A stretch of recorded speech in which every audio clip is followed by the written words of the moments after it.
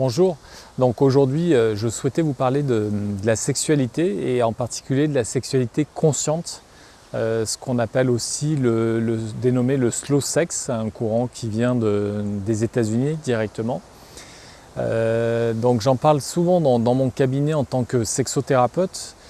Donc aujourd'hui, je vais rapidement faire le bilan de la sexualité aujourd'hui que je vais appeler sexualité conventionnelle. Combien j'ai de couples aujourd'hui qui arrivent, qui sont en crise, ça ne va pas. Il y a des conflits psychologiques, mais aussi il y a des conflits sexuels, où l'homme n'est pas satisfait parce que, en général, le nombre de rapports sexuels n'est pas suffisant pour lui. Et puis la femme qui, effectivement, en général, a tendance à avoir moins de besoins physiologiques concernant la sexualité, et du coup a tendance à être beaucoup moins demandeuse, donc plus dans le refus.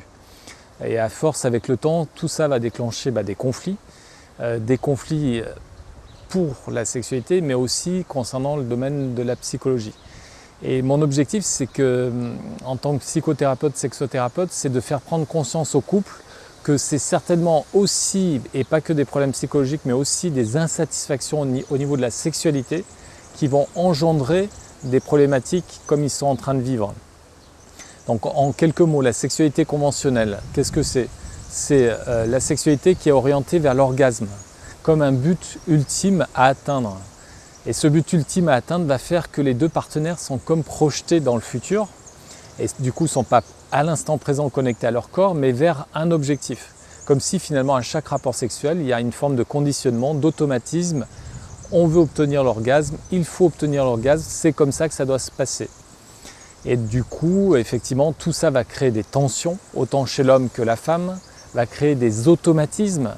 Et ce mécanisme-là, ce processus-là va créer forcément au fur et à mesure, et ça a été démontré scientifiquement, un couple qui se rencontre, tout est beau, tout feu, tout flamme au départ. Et avec le temps, la sexualité a tendance, les partenaires ont tendance à s'éloigner, donc la sexualité a tendance à s'émousser. Ça va créer une forme de lassitude, et les partenaires en général ne s'expliquent pas parce qu'ils disent au départ tout marchait bien, tout allait bien, et finalement on s'aperçoit qu'avec le temps, il y a de moins en moins de sexualité, et surtout les rapports sexuels sont de moins en moins satisfaisants. Parce qu'effectivement, il y a vraiment un processus au niveau du cerveau qui fait que, du fait que ça se passe tout le temps pareil, que c'est tout le temps le même mécanisme, qu'il y a très peu de nouveau, et que c'est orienté vers l'orgasme et l'excitation, à un moment donné, il y a une forme de lassitude psychologique concernant le cerveau.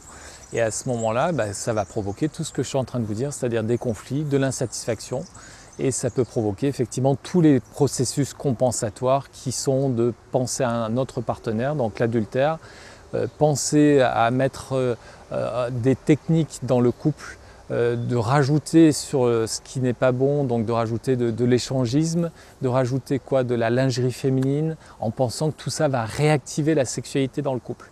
Mais tout ça, en réalité, montre qu'avec le temps, ça ne sert à rien, c'est que rajouter des couches artificielles sur des couches artificielles. Alors que la sexualité consciente ou le slow sex va être orientée sur l'instant présent, sur le contact du corps et des corps, et surtout le slow sex, il n'y a plus cette course folle à l'orgasme, ce soi-disant but ultime, puisque finalement le plaisir il est dans chaque instant.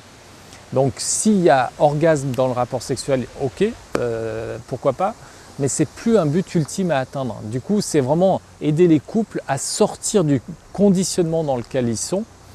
Et effectivement, ce conditionnement, il dure déjà depuis plusieurs décennies, comme s'il fallait faire d'une façon la sexualité, que ça ne pourrait pas être d'une autre façon. Et c'est sûr que la sexualité consciente est une grande révolution dans ce domaine-là.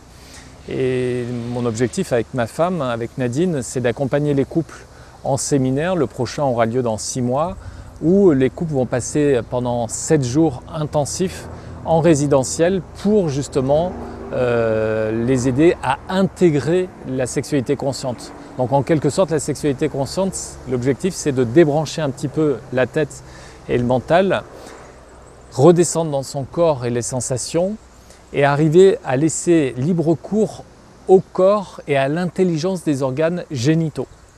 Et ça a été démontré qu'effectivement, les organes génitaux savent très bien faire tout seuls, sans la tête, sans le mental qui dirige le rapport sexuel. Parce que le mental qui dirige le rapport sexuel, c'est tout sauf du nouveau. Qu'est-ce que je pourrais vous dire d'autre pour vous développer un peu plus la sexualité consciente? Du coup, ça va amener de la satisfaction dans les couples, autant chez l'homme que chez la femme. Les rapports sexuels vont être beaucoup plus nombreux, beaucoup plus satisfaisants. Et en général, les rapports sexuels en slow sex ou en sexualité consciente demandent beaucoup plus de temps. C'est pas se rencontrer le soir par hasard après le film pendant 10 minutes ou un quart d'heure, mais c'est réellement prévoir du temps, se laisser le temps de s'abandonner dans le corps. Et pour ça, effectivement, la femme, c'est une grosse différence entre la femme et l'homme. La femme a besoin de plus de temps pour s'abandonner dans son corps. Voilà pour cette première vidéo sur ce thème-là.